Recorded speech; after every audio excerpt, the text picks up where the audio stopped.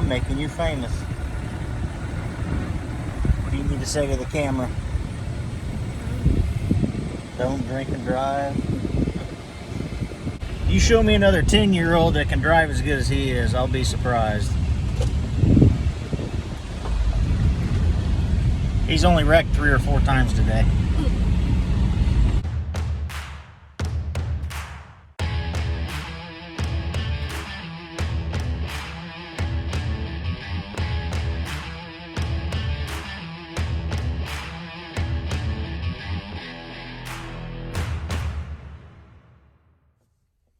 All right, hey everybody, now's the perfect time to hit that subscribe button and that like button. Give me that thumbs up. Keep watching. I think you'll like what's in the rest of this video. All right, hey everybody, it is September the 8th, and I am on the way to the farm right now, and I have not done it yet. But I'm going to make a video on how to change the oil on a Case 1660, and maybe get into how to change some of the other filters too, and check the other fluids. So there's no videos on YouTube on how to do it, so maybe I'll make a how-to video. Alright, so I'm going to give you guys an update on what I've been doing.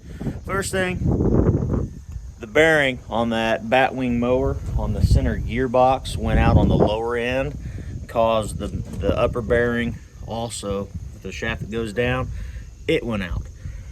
So it took a month to get those new bearings in. Got that put together. I still got to put the pan underneath.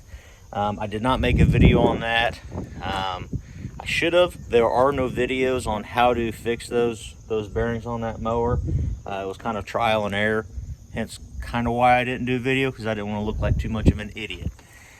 Now what I've also been doing is on these tires.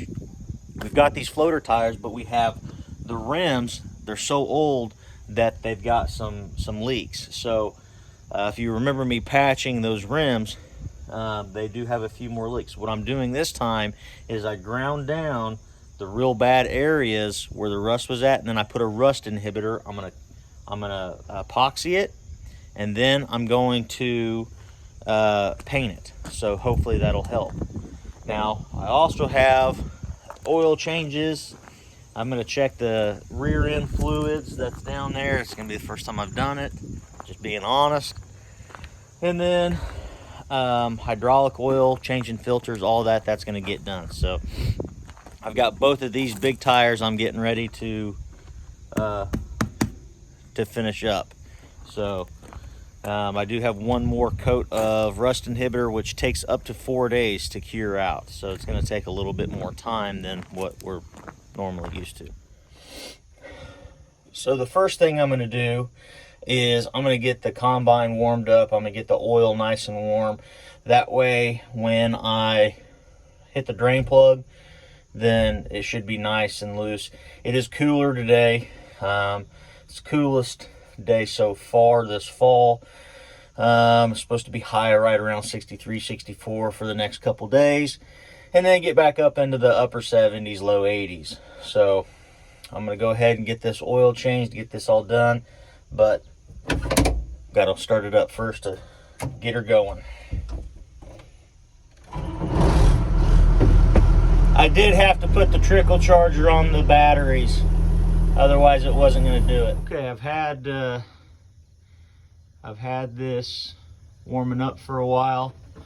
Now I'm going to crack that valve right there. It's kind of an awkward position to film, and take, I can do it. That valve right there, I'm going to crack that valve, and oil should flow down. And oil should flow down this clear tube. And there's another one right up in there. So I'm inside back here on this 1660, and your drain plug is right down there. So I'm gonna clean all this up, get all this junk, even though I pressure washed all this already. Looks like I need to do a little bit better job. And that is your drain tube going down to your bucket. So I got that all cleaned out. Now, as hard as it is, or as simple as it is, you push that in, and actually you pull it back. You pull that back, slide that down, you're draining your oil. Now while I'm up here, I'm going to check the oil here and down here. Now I'm not greasing anything yet, but everything will get greased up here. I'm just too big. I'm kind of cramped up in here. I'm like 6'4", 200 pounds. Boy, you're an idiot. You're more like 5'10", 250. All right, now we're draining the oil on that engine. This may take a while.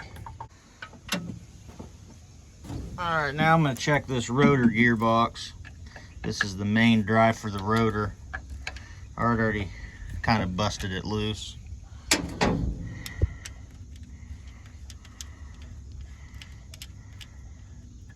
And I may have to go back and reread my operator's manual, see how full it's supposed to be, but I don't think it's supposed to be that low. All right, so this one was about half full. It does need some, but I don't have any hydraulic oil. It does take hydraulic oil. Now this one over here is going to be a little bit different. That was actually kind of a bugger. I got that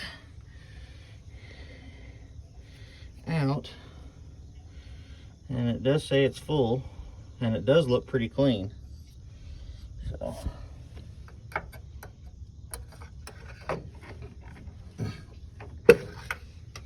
yep, I think we're gonna be okay on that one.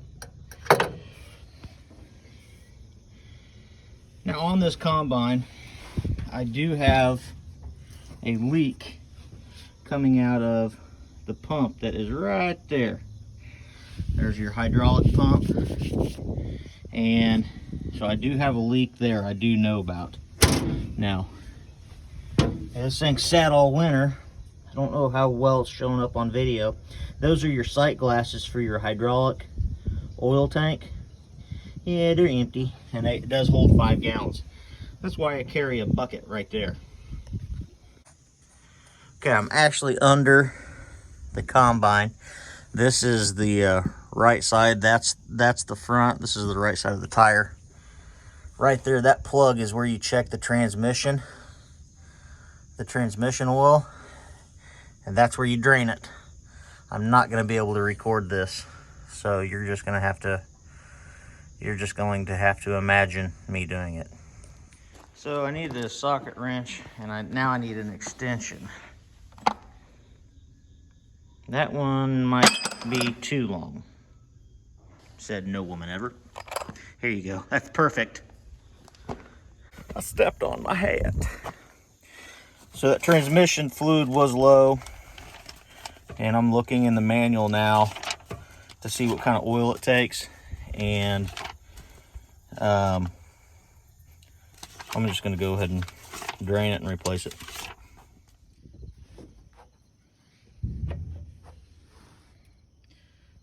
All right, I got new oil put in. I got one new fuel filter right there put in, and then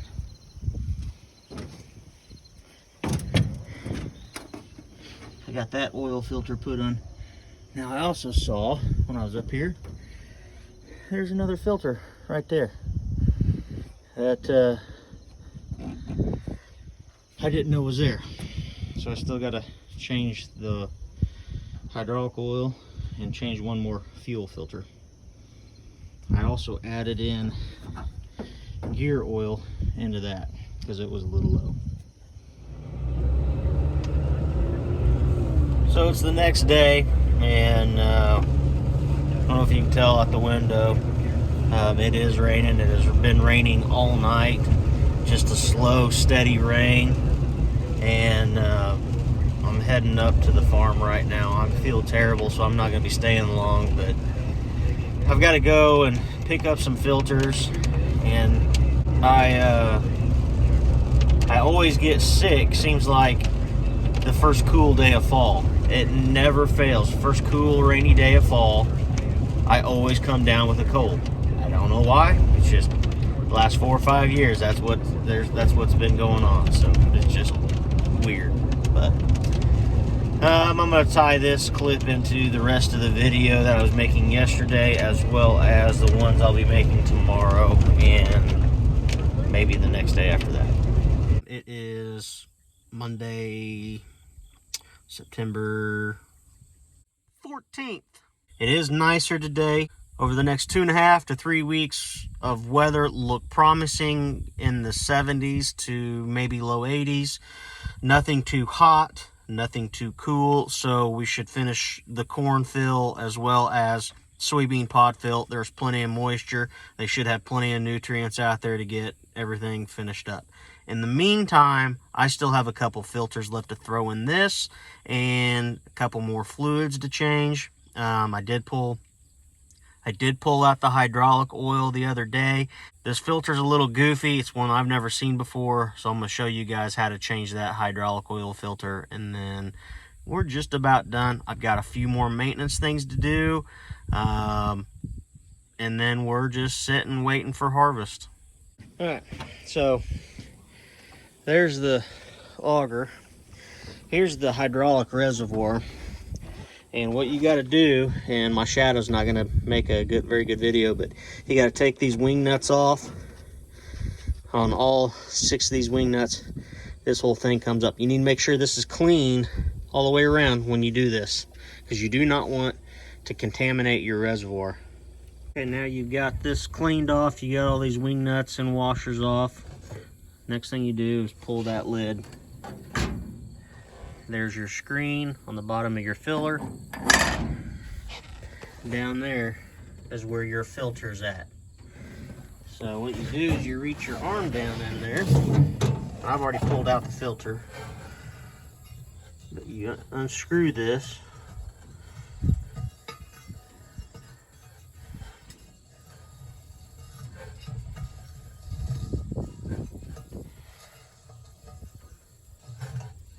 Take that out, then your filter sits right down in there.